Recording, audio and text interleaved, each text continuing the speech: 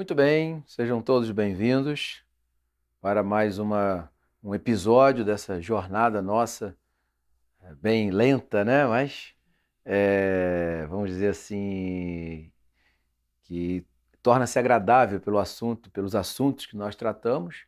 Vamos continuar, então, mais uma etapa dessa jornada do estudo do Catecismo de São Pio X, Catecismo tradicional da Igreja, né? E depois de uma, um preâmbulo, né? Que foi o estudo do credo, dos seus artigos, e depois um desfecho dos grandes momentos do credo, nós agora vamos passar para uma segunda etapa do Catecismo de São Pio X. Eu diria que é uma ponte bastante importante para nós darmos continuidade ao grande oceano que vem depois, né? Isso. Então, né, o grande oceano que surge logo à nossa frente é o estudo dos sacramentos. Mas, entre o credo e os sacramentos, o Catecismo de São Pio X traz uma análise sobre a oração, né? Por quê? Né? Porque a partir de agora, nós não vamos mais nos deter em símbolos, em princípios que norteiam a fé do cristão e que ele deve crer. Agora nós vamos começar a entrar nos meios de viver essa fé. Aqui, cada artigo daquele que nós pronunciamos na oração do terço, do rosário, nós vamos ver agora como fazer para vivê-los, né? Aquele que recebe a fé precisa viver conforme a fé, né? E o passo importante antes do grande manancial de graças que foi dado a nós por nosso Senhor, que são os sacramentos, a gente precisa entender um pouquinho a oração. A oração, nesse momento, é fundamental para a gente aprender como rezar, né?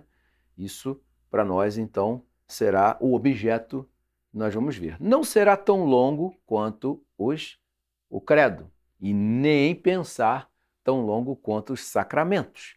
Mas é um estudo que vai trazer para a gente um esclarecimento muito bom a respeito desse ato que, para muitos que são inimigos dele, nós vamos ver quem são esses inimigos, para muitos deles é considerado um ato inútil. Nós vamos ver isso hoje, tá?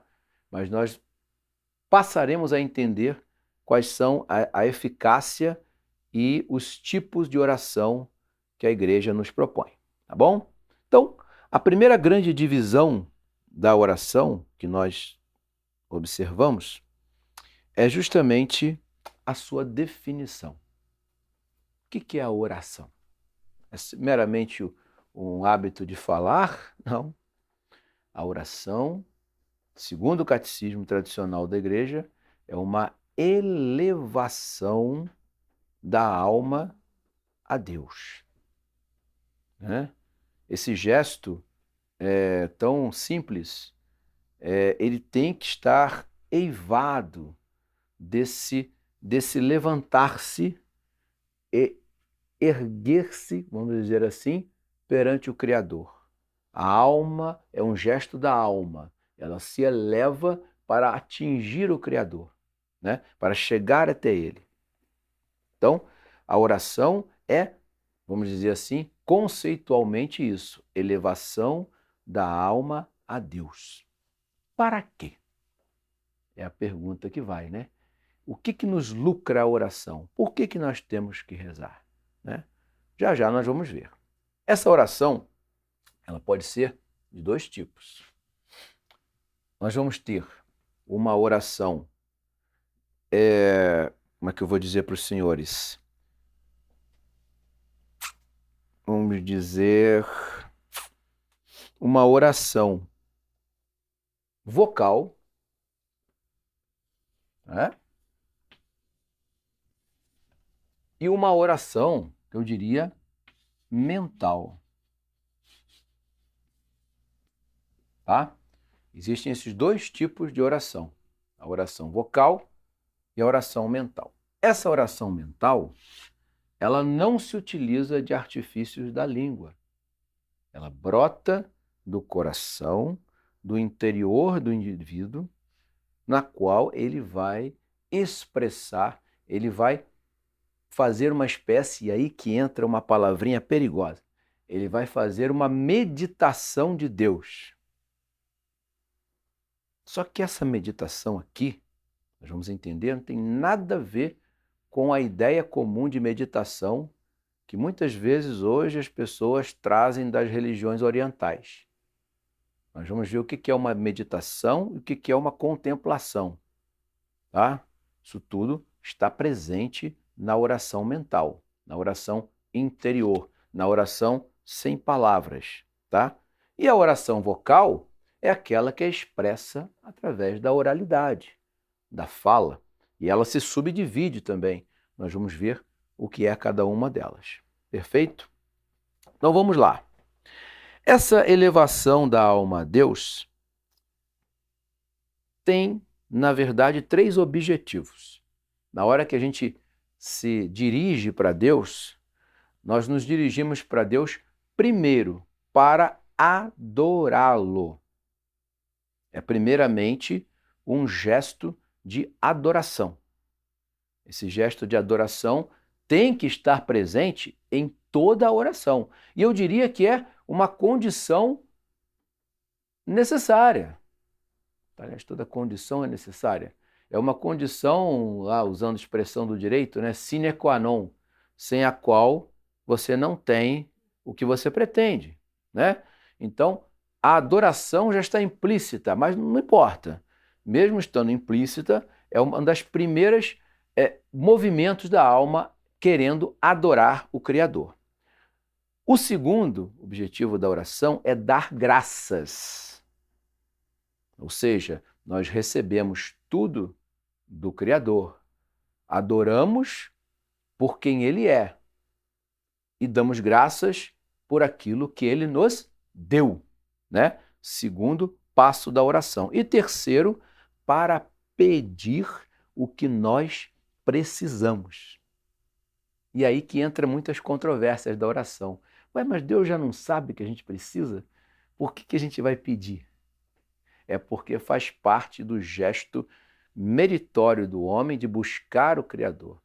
Porque se nós olharmos sob essa ótica, dá a impressão que eu estou informando a Deus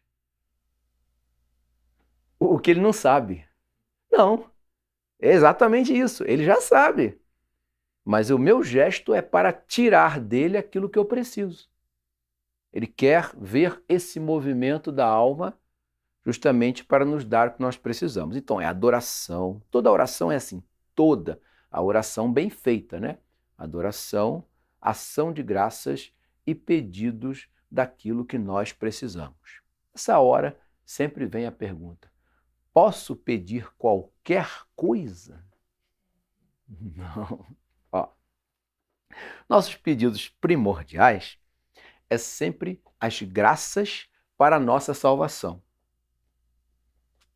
E esse pedido, nosso Senhor nunca nega. Não vai negar. Quero graças para cumprir meus deveres. Quero graças para vencer um pecado. Quero graças para vencer uma tentação. Quero graças para melhorar em tal atitude de minha vida ou para vencer algum obstáculo espiritual. Isso nunca é negado, tá? Agora, eu posso pedir coisas materiais? Pode. Claro que pode. Só que só será dado se realmente aquelas coisas forem para o bem último nosso, que é a nossa salvação. Tá? O primeiro caso sempre vai ser ouvido e sempre vai ser atendido. Né? Isso é Nosso Senhor que fala. Pedi, recebereis. Ele está falando das graças necessárias para a salvação da alma. Essa nunca vai ser negada. Agora, os bens materiais podem ser pedidos, sim, mas nem sempre serão atendidos, porque muitas vezes o nosso pedido, o que nós pedimos, trará para nós um empecilho à salvação. Aí Deus não vai dar. Tá? Ou até mesmo certas graças materiais lícitas, ele demora para dar. Nós vamos ver por quê. Mas quando é lícito o pedido e contribui para a sua salvação, ele em algum momento vai te dar aquilo, mesmo sendo um pedido material. Mas essas três coisas, ela tem que ser, vamos dizer assim, o esqueleto da oração. Adoração, ação de graças e pedido pelas nossas necessidades, as necessidades da alma e também, circunstancialmente, as necessidades do corpo, porque nós não somos por espírito, precisamos também precisamos adquirir bens materiais para a nossa existência. Tudo isso é lícito, tá? Mas agora o que eu não posso pedir a Deus? É tudo aquilo, por exemplo, que se remete à maldade. Então, pedir pela desgraça de alguém, por exemplo, Deus não vai atender, né? Pedir, pedir para, por exemplo, ganhar na loteria. Eu posso jogar na loteria? Posso. Posso jogar com um jogo de sorte assim, mas eu não vou pedir isso a Deus para ganhar na loteria, tá? Porque já seria uma coisa meio imoral, né? Agora, o fato em si de você fazer um joguinho, não tem problema, tá? Mas nunca pedir isso, né? E essas disposições, esses pedidos que a alma faz a Deus, é sempre obedecendo essa regrinha. Pedir alguma coisa material, posso ser atendido? Posso. Mas não obrigatoriamente.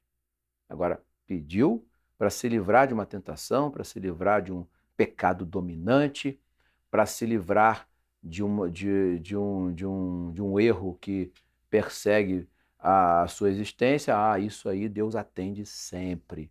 Porque se aquilo ali é um empecilho para a sua salvação, ele vai te dar os meios. Professor, a gente pode pedir para Deus nos livrar da tentação desde que a gente não se submeta a uma ocasião de pecado voluntariamente. Exatamente. Quando a gente... Aí seria tentar a Deus, né? Eu pedir a Deus, por exemplo, vamos supor, para não cair na tentação de furto, vamos dar um exemplo, né? E eu vou pedir a Deus para não cair isso, mas eu vou me posicionar, por exemplo, no meu trabalho de uma maneira que vai me facilitar fazer isso. E olha, eu não vou fazer não, mas eu estou encaminhando para esse sentido. Aí você pode perder a graça e cair, porque você criou os meios para cometer o pecado. Na verdade, você quer cometer, mas está esperando Deus tirar você daquilo ali sem esforço próprio. Aí você está tentando a Deus, né?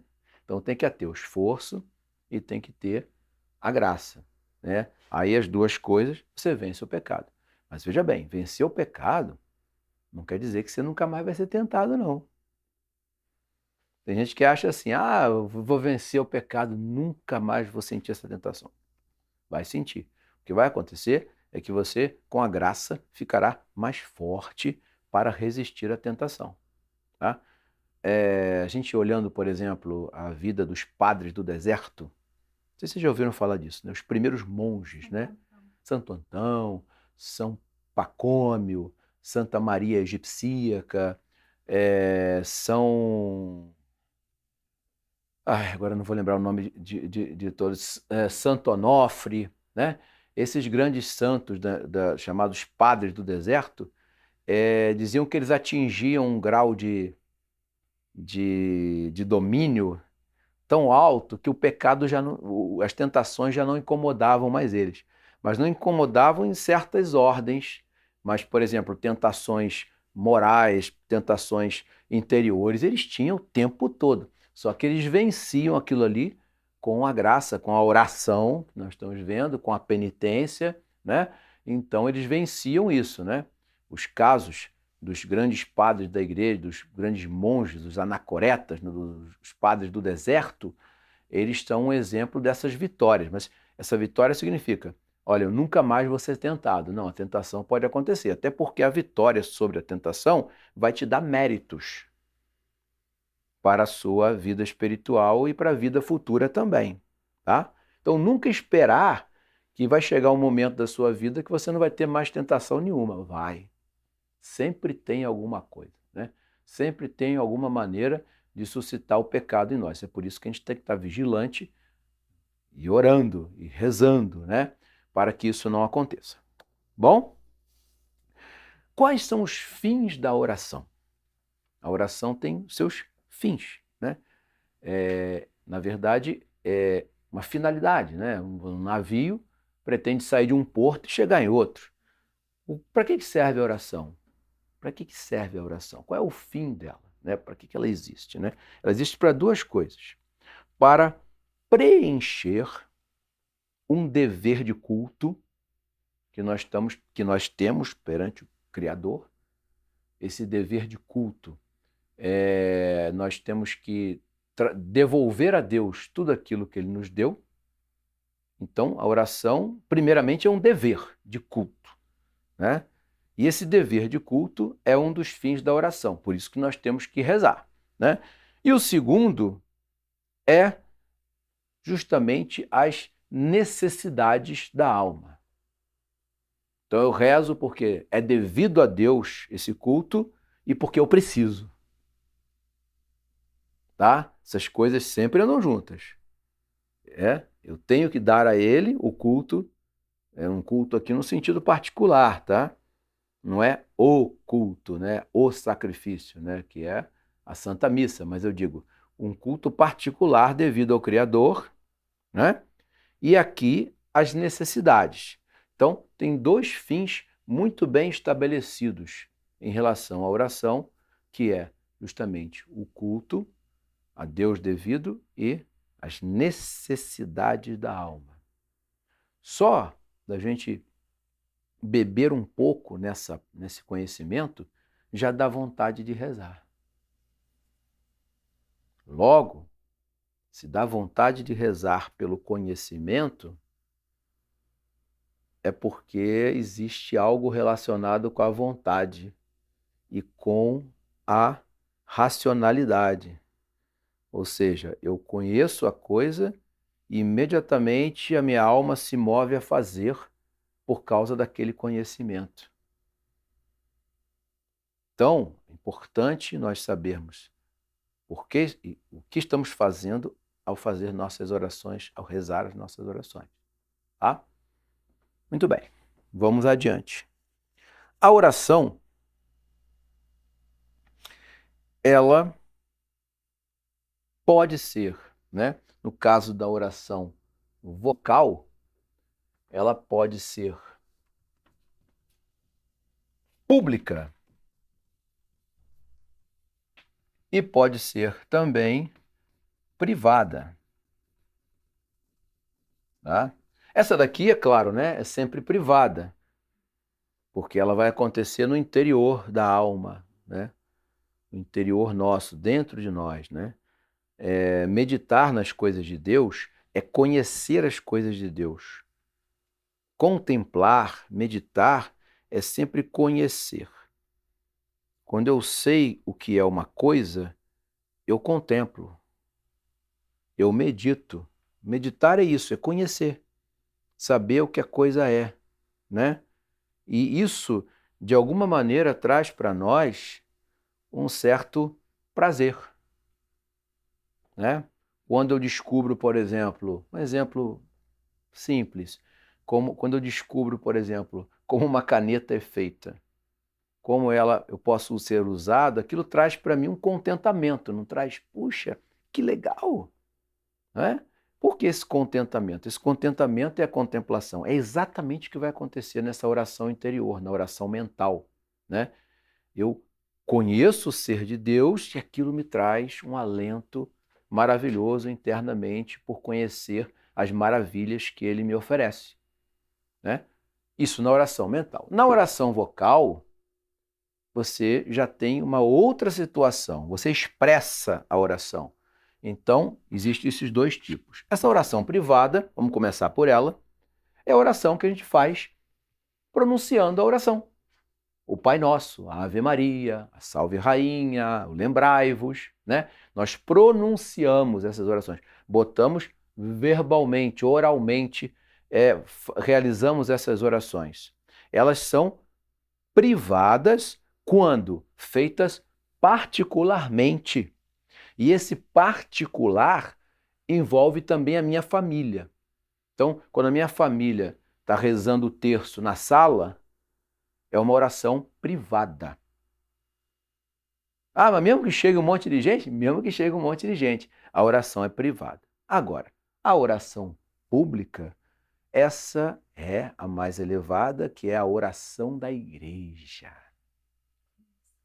A missa, o breviário dos religiosos e padres e seminaristas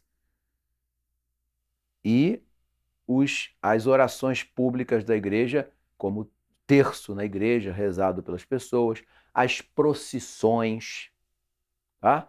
Tudo isso é oração pública da igreja. Então tem hora que eu participo da oração pública? Tem. E tem a oração pública e tem a oração privada, tá? Então, são os dois tipos de orações que nós observamos, né? Das orações públicas, é claro, a mais excelente de todas é a Santa Missa, né? E depois vem o breviário, que são as horas canônicas, as horas litúrgicas rezadas pelos religiosos e pelos padres e pelos seminaristas, né? Essas orações e pelas ordens terciárias também fazem algumas dessas orações do breviário. E depois vem as orações, como o rosário, a via sacra, as procissões, tudo isso são orações públicas. Então, estão ligadas diretamente à autoridade da igreja. Então, portanto, essas orações públicas, elas têm que ter sempre a presença de uma autoridade da igreja ou alguém delegado por ela para fazer. Tá? Então, a missa, você vai ter o padre, né? A via sacra, feita na paróquia, lá na hora da via sacra, você vai ter o padre também, né? Agora, por exemplo, o padre pode delegar o poder a um fiel de puxar o terço da paróquia. Pode, né? Claro que pode. Está fazendo uma oração pública, tá? Com delegação dada pela autoridade da igreja. Então, oração pública tem a ver com a autoridade da igreja. A oração privada somos nós, tá? É a nossa oração da manhã, nossa oração do terço em família, por exemplo, nossas devoções pessoais, a oração da noite, a oração antes de comer, agradecendo o alimento. Essas orações, é claro, elas variam, tá? Você pode ter grandes orações orais, né, vocais, e pequenas orações, que a igreja chama de jaculatórias, né? O que não pode faltar nessas orações é o movimento interior, essa elevação ao Criador. E aí que entra um pouquinho a dificuldade, né? Porque às vezes nós fazemos a coisa tão mecanicamente, mas existe mérito, sim, mas a oração é mais perfeita quando ela é feita com você sabendo exatamente o que você está rezando ali. Não precisa ser uma oração gigante, né?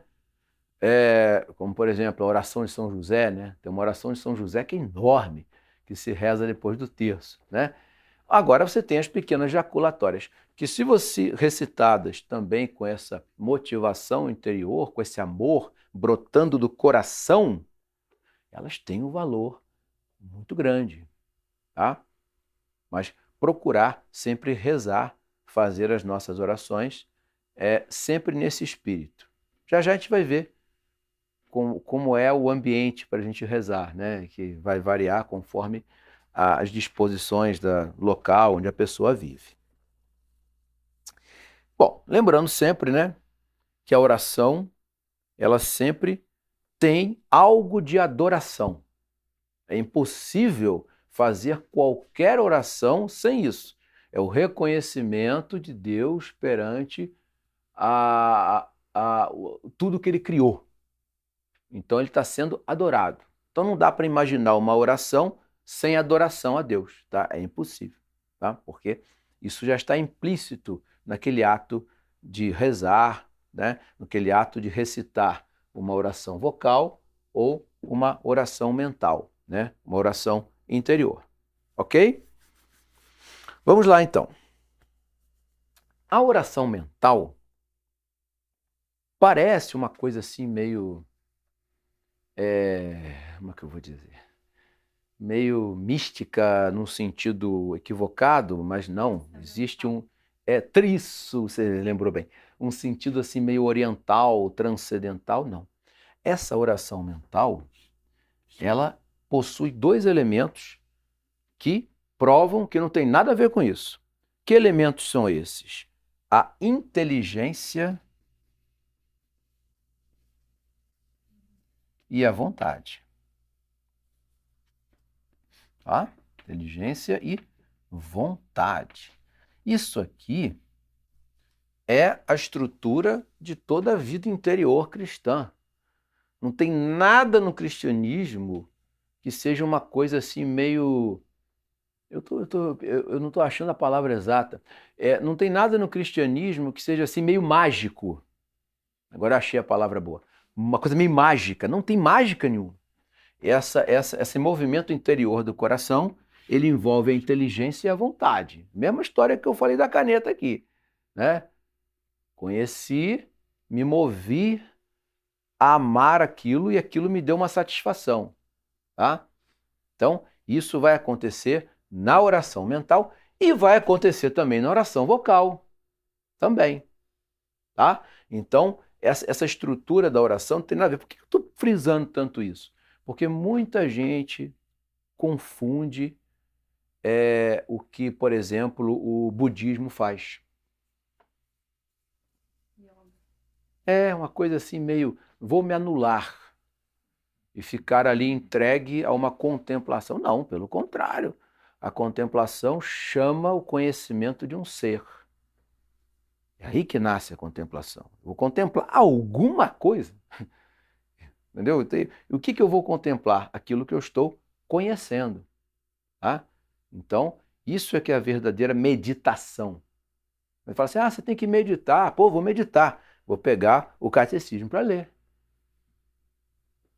Existe maneira melhor de meditar nas verdades eternas do que estudar a revelação de Deus? Não, você está meditando. Aquilo ali é a verdadeira meditação. Conhecer o objeto. Isso é meditar. Uma conversa também com uma pessoa seria meditar? Sim, claro. Por exemplo, um exemplo que veio logo à minha cabeça. O diálogo entre São Bento e Santa Escolástica. São Bento vai visitar a irmã dele. Ela já estava próximo da morte, providencialmente ele foi até lá, e na hora, e os colóquios, eles tiveram vários colóquios espirituais, e na hora que São Bento vai embora, derruba uma tempestade. São Bento fica preso no mosteiro. E eles ficam lá falando horas e horas e horas e horas e horas sobre essas coisas. Isso foi uma meditação perfeita, né? Mas eles estão falando de alguma coisa. É um objeto, é um ser. Você está degustando aquilo. Acho que eu posso falar assim.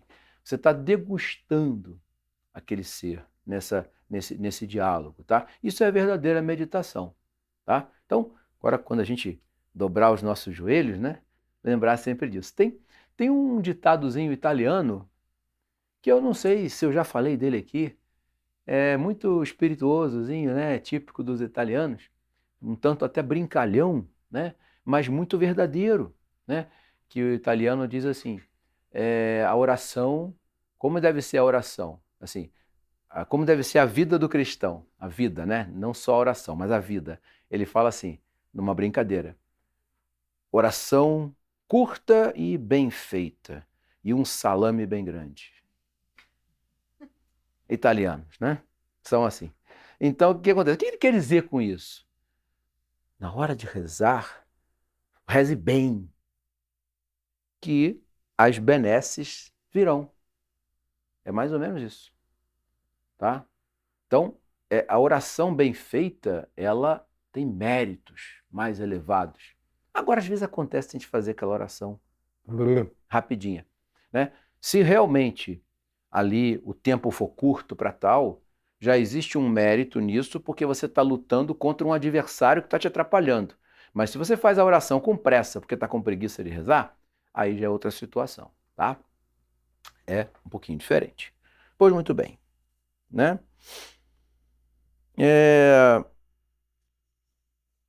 A necessidade da oração, né? Agora o assunto já vai envolver o desenvolvimento humano. A oração é necessária para os adultos. Ah, mas não é para as crianças? Não, criancinha muito pequenininha não vai ter nem como rezar. Mas a moral cristã, a prática da vida da educação cristã faz com que você ensine aquela criança a ter gestos de oração desde a mais tenra infância, né? Mas sabendo que ela não compreende muito bem aquilo ali ainda. Então, o dever, a obrigação de rezar, ela vai muito mais para aqueles que já atingiram a idade da razão. Atinge-se com 6, 7, 8 anos, varia de criança. Então, já existe uma necessidade. Conforme a vida adulta vai chegando, a necessidade vai aumentando, tá? Mas, na verdade, regra geral, todos nós temos que fazer as nossas orações. Mas isso torna-se uma obrigação imperiosa para os adultos. Ó. Criança, você vai educar ela a rezar, mas ela não reza com perfeição, né? Repete lá o sinalzinho da cruz, que às vezes o pai faz, junta a mãozinha, mas ela ainda está começando a perceber o que é aquilo dali na sua caminhada de vida. Tá bom? Essa vem a necessidade da oração, né? Ora, a igreja, como tudo na sua caminhada secular, para ensinar as coisas, ela precisou combater seus inimigos. Impressionante. É só a igreja ensinar alguma coisa, aparecem objeções ao que a igreja está ensinando, né? Então, há objeções contra a oração? Sim. Quais são as mais pesadas? Eu não vou citar, eu vou citar 5 grupos, sendo que 3 existe uma coisa, vamos dizer assim, a negação da oração por parte deles é estruturalmente ligado ao que eles professam. E os outros 2 acreditam na oração, mas de maneira equivocada, né? O primeiro grupo são os quietistas, tá? Vocês já ouviram falar deles, é um grupo místico católico, sendo católicos, né? Viveram no século XVII, na figura de Molina, esqueci o primeiro nome dele, acho que é Miguel de Molina, se não me engano, em que dizia que professava toda a fé católica, mas dizia que a oração era um se deixar levar por Deus. Era como se assim, olha, ninguém reza perfeitamente. Se ninguém reza perfeitamente, é melhor não rezar.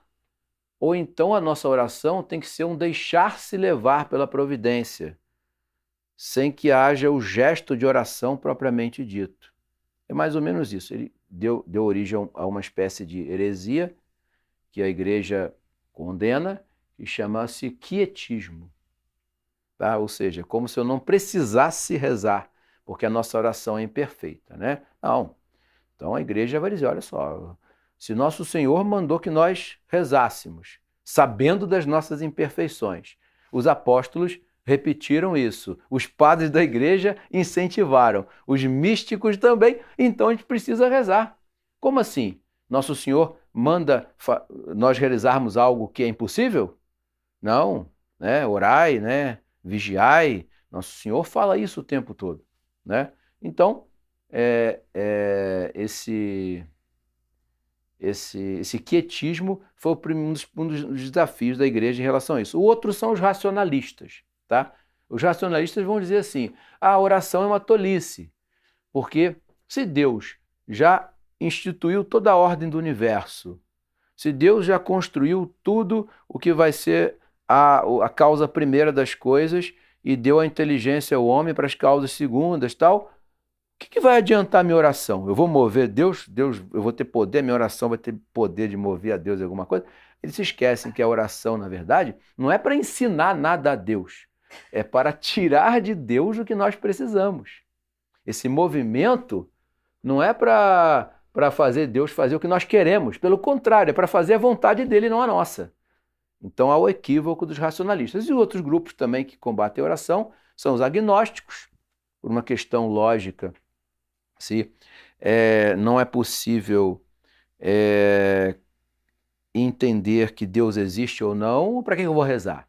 E os ateus, claro, os ateus não vão rezar porque não acreditam em Deus, é óbvio, né? Então, esses grupos, eles foram, durante os séculos, inimigos da Igreja Católica. O outro grupo também, que eu acabei não citando, são os panteístas. O panteísta, ele confunde todos os seres com o Criador. Então não há uma personalidade divina.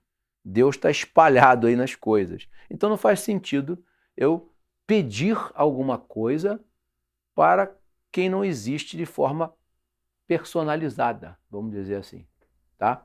Então, esses grupos foram os grandes inimigos da oração durante os séculos. Sendo que os dois primeiros, os quietistas se diziam católicos, compreenderam mal a oração. A igreja os corrigiu, tá? Os racionalistas se diziam também cristãos, né? Mas tinham esse problema de achar que a oração era uma tolice. E esses três grupos, pela própria estrutura do que eles acreditam, eles rejeitam piamente a oração. Piamente não, eles rejeitam totalmente a oração. Tá bom? Pois muito bem, senhores. A oração, ela vai produzir três coisas na nossa vida. A oração produz coisa? Produz. O que a gente consegue com a oração? Né? A gente reza da maneira correta e ela vai conseguir, ela vai produzir três coisas para a nossa vida.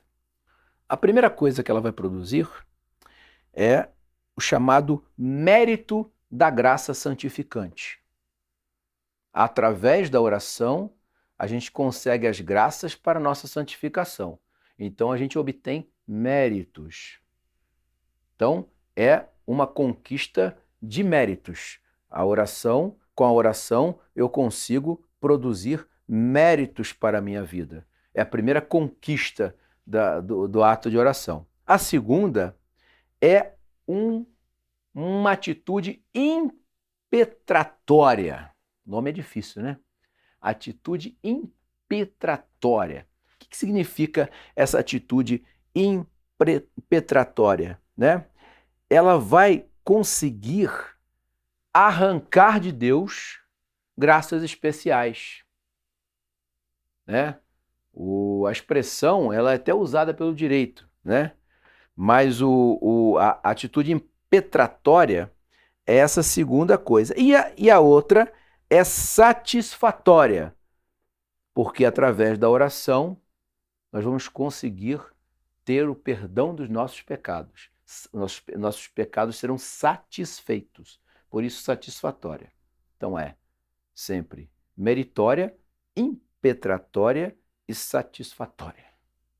Tá? Diga.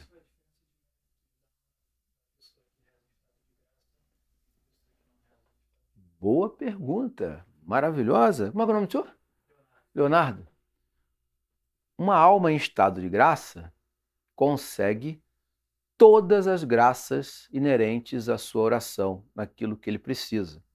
O estado de graça é pré-requisito para que Deus ouça as nossas orações. No entanto, Deus ouve a oração dos pecadores. Como? Por causa dos méritos das orações das pessoas santíssimas. Como é que eu posso dar esse exemplo, né? Vamos supor, eu estou em pecado mortal, né?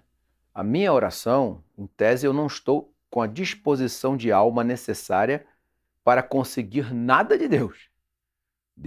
Por quê? Porque eu só consigo favores de quem é meu amigo. Concorda comigo? É uma lógica natural. Quem não é meu amigo vai me dar coisas por causa de quê? Não vai dar. Então, se eu não estou na amizade de Deus, eu não vou conseguir nada dele. No entanto, sabe-se que os pecadores recebem graças.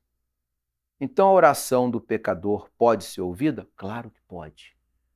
Mas ele não vai receber as mesmas graças que alguém em estado de graça pedir. E acontece também de, por exemplo, uma freira carmelita que se dedica, entrega a sua vida à oração e ao sacrifício pela conversão dos pecadores. A oração dela atinge aquele pecador. Ela conseguiu, pela oração dela, que aquele pecador tivesse a sua oração atendida. É a comunhão dos santos. Então, é assim. Então, o pecador pode ser escutado. Lembra da parábola do publicano e do fariseu? Né? O publicano se reconhece. Eu sou pecador, minha vida é horrível. Aquele saiu justificado. Então Deus escutou a oração do pecador. Escutou. Né? Mas veja bem, uma alma em estado de graça, ela está plenamente apta a receber de Deus as graças. Está na amizade de Deus. Então Deus é seu amigo ali, no sentido humano, né? É um figurado humano. Deus, a amizade de Deus assim, não dá nem para a gente poder comparar. Mas Deus, se você está na amizade de Deus, você consegue as coisas daquele que é seu amigo.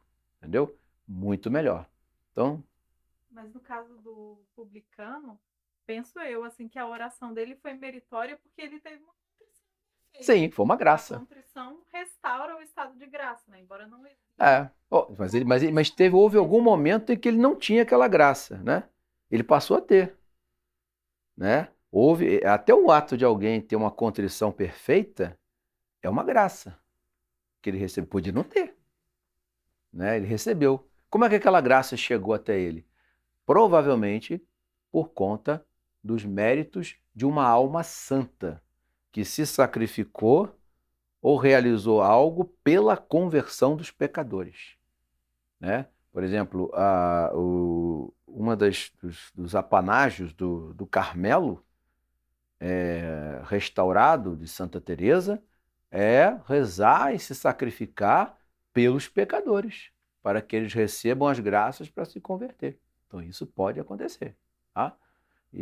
Então a pergunta do senhor foi muito interessante, realmente. Pois muito bem.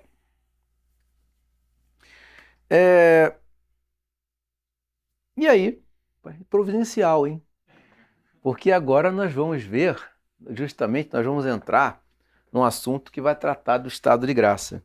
Nós vamos falar para que uma oração tenha eficácia plena. Você conseguir arrancar da oração tudo o que Deus pode te dar através dela. Existem, claro, alguns requisitos, né? Que requisitos são esses? Estado de graça, né? O estado de graça ele é o primeiro dos requisitos para a oração ter eficácia plena. E nessa hora, a pergunta do senhor caiu como uma luva, né? Os pecadores podem ser ouvidos, tá? Deus ouve os pecadores. Ele só não dá as graças que talvez ele certamente receberia se tivesse em estado de graça. Outro pré-requisito para a oração, além do estado de graça, é a atenção. Você tem que estar atento no momento em que você estiver rezando. Atento ao quê? Ao que você está fazendo. Nessa hora, os católicos levam uma vantagem absurda em relação às outras religiões, porque nós usamos as imagens. As imagens sagradas ajudam demais a essa atenção. Você quer ver uma coisa que ajuda muita gente a ter atenção na hora de rezar? Acender uma vela. O fato de ter aquela luzinha acesa sendo oferecida ali com uma cera, aquilo ali é um mini sacrifíciozinho, sabia? Vocês estão queimando, estão derretendo a cera na oração. Aquela luzinha acesa ali, que pode parecer boba, ela nos remete à atenção na hora da oração, ajuda muito, facilita a nossa natureza, cheia de inclinações más, a rezar melhor. Não é à toa que a igreja, claro, existem outros motivos também, mas não é à toa que a igreja, nos seus atos públicos, nas suas orações públicas, ela acende as velas. É claro que não teve uma função de iluminar também, claro, sem dúvida, mas o fogo, a vela, ela ajuda a nossa atenção na hora de rezar. Experimenta só, rezar o terço em casa, né? Como é que é a nossa oração de terço em casa? Você está cansado, chega do trabalho, é difícil juntar a família, está com a cabeça a 1000 por hora por causa das coisas que nos afligiram durante o dia, e aí você tem que fazer aquela respirada, não, agora eu tenho que rezar o terço. E aí vem toda a tentação para que você não reze, né? Hoje eu não vou rezar não. Mas se você vai lá e reza.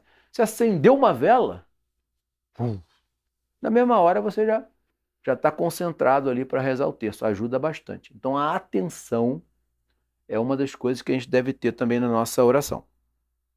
Tá? Essa atenção, ela é interior e exterior. Tá?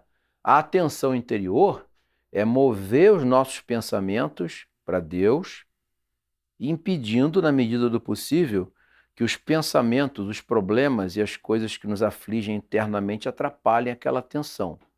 Isso aí é uma luta particular da pessoa, tá? Às vezes você está com uma pessoa doente, com um problema sério, uma preocupação, então você está rezando e aquele pensamento está voltando à sua cabeça, né? Você tem que procurar ter essa oração, essa atenção interior. E a atenção exterior é procurar o ambiente mais propício possível para uma oração.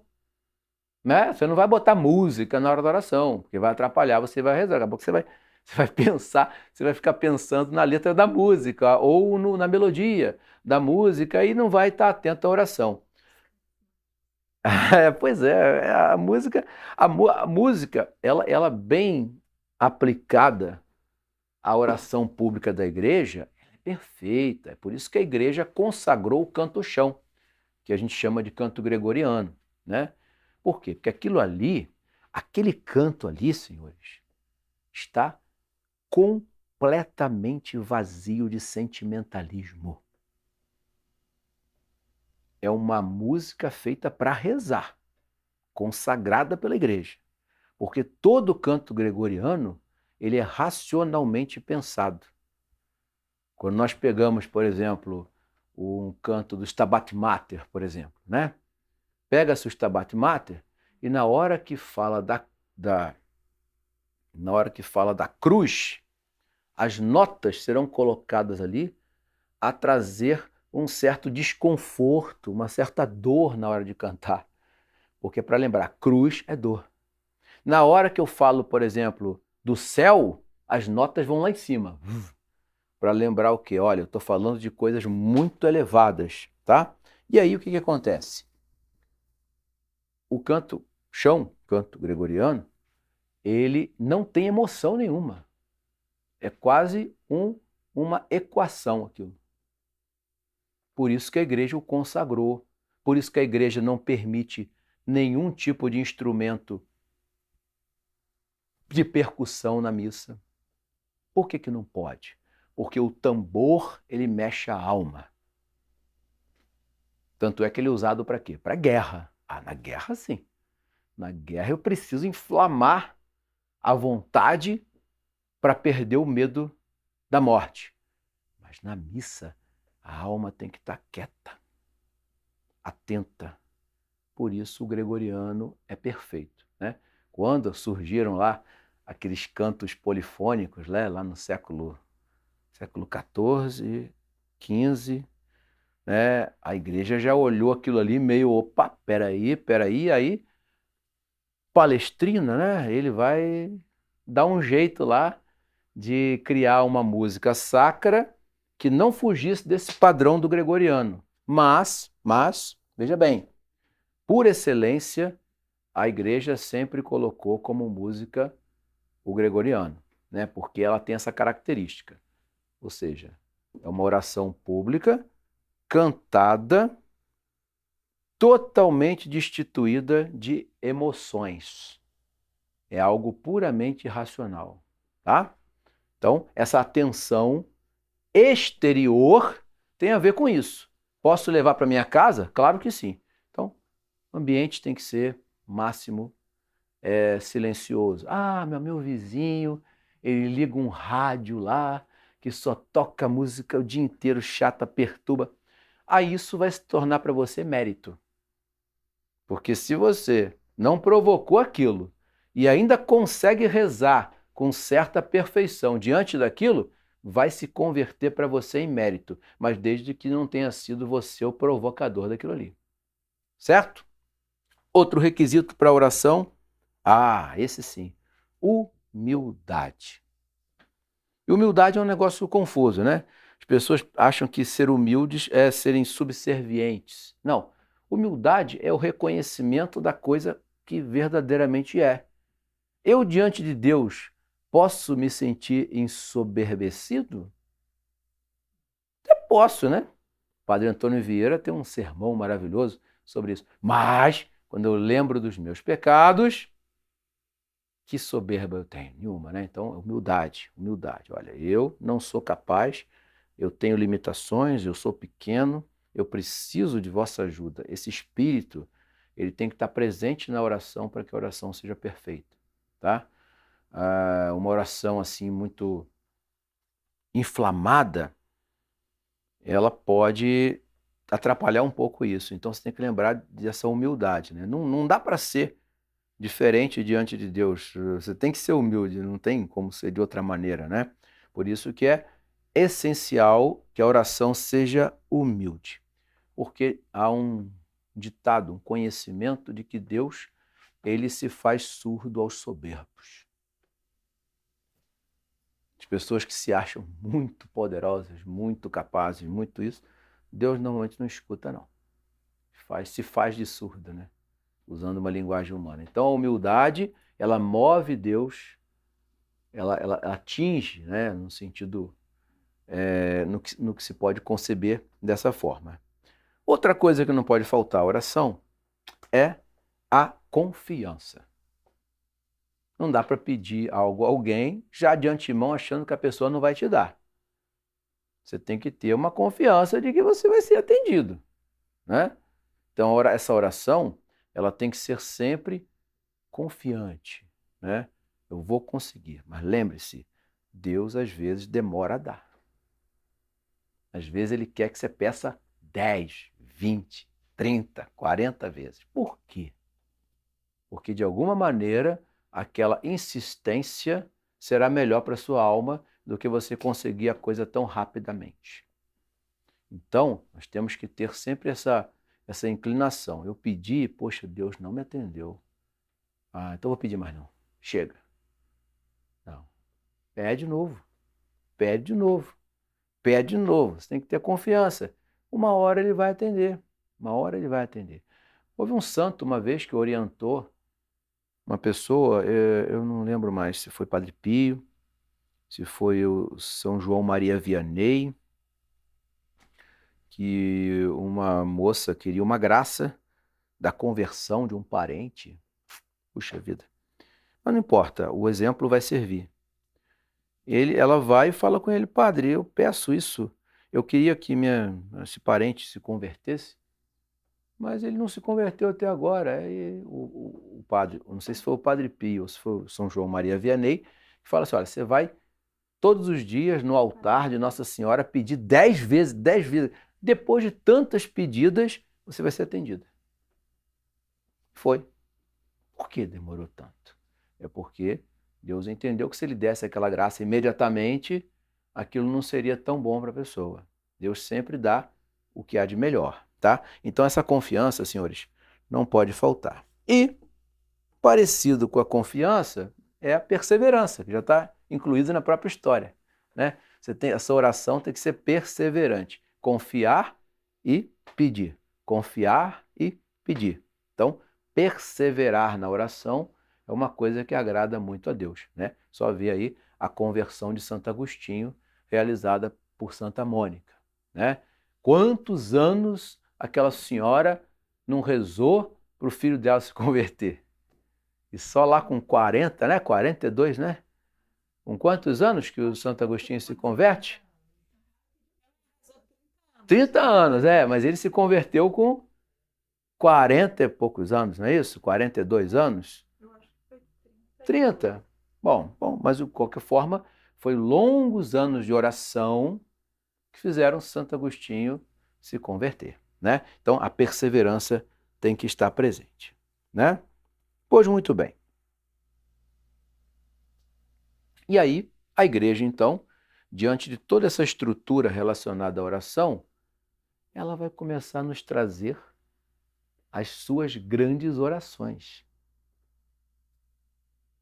né? Então, tudo isso que nós vimos traz para nós a estrutura geral de como tem que ser uma oração, né? E agora a igreja vai formular as suas orações, né? A igreja vai criar essas orações, tá? Muitas, né? Mas há duas orações que são consideradas as principais. É a oração dominical e a oração angélica. A gente conhece elas popularmente como Pai Nosso e Ave Maria, tá? Então, essas duas orações o catecismo destaca. O Pai Nosso e a Ave Maria. O Pai Nosso é a maior de todas as orações. Por quê? Foi feita pelo próprio Deus. Se foi feita pelo próprio Deus, não tem como você dizer que há oração melhor do que essa. Não há. É a oração por excelência. A oração feita pelo próprio Criador, ele ensinando como se deve rezar, né? E a segunda oração, que é dirigida à Ave Maria, ela também é colocada como uma das principais orações se dirigindo à Virgem, porque parte dela está nas Escrituras, parte dela a Igreja acrescentou depois, como uma continuidade do sentido da oração, tá? Então, essa continuidade da Ave Maria, feita pela Igreja, faz dela uma oração, vamos dizer, híbrida, né? Porque ela tem uma parte da revelação, que vem das Sagradas Escrituras, e a Igreja, com o seu magistério, completa ela. Torna ela maravilhosa também. Só que essas duas orações, elas são tão especiais que nós temos que estudá-las de forma separada. Nós vamos dividir aqueles pedacinhos dela igual nós fizemos com o credo. Porque há uma profundidade em cada uma das partes dessas duas grandes orações. E a primeira, nós vamos ver na próxima aula, será o Pai Nosso. Cada pedacinho do Pai Nosso será por nós aqui analisado, e as partes da Ave Maria também, né? Serão analisadas como as duas grandes orações da igreja. Mas só tem as duas, professor? Não, mas as duas são as principais. Mas se nós formos analisar todas as orações da igreja, não tem como, né? Exatamente. Então nós vamos fazer uma análise dessas duas principais orações. O Pai Nosso, com as suas petições, o seu preâmbulo, né? O Pai Nosso é assim, é um preâmbulo e as petições. E a Ave Maria é uma oração de parte nascente da Sagrada Escritura e a outra igreja completando com magistério a oração da Ave Maria. Nós vamos ver até em que épocas ela se desenvolveu mais. Isso vai ser bem interessante da gente estudar. E aí sim, né, a gente fechando essa ponte da oração, a gente vai poder então passar para os sacramentos. Ok? Então, meus caros, por hoje é só. Semana que vem nós voltamos. Nosso auxílio está no nome do Senhor, fez o céu e a terra. Muito obrigado e até semana que vem.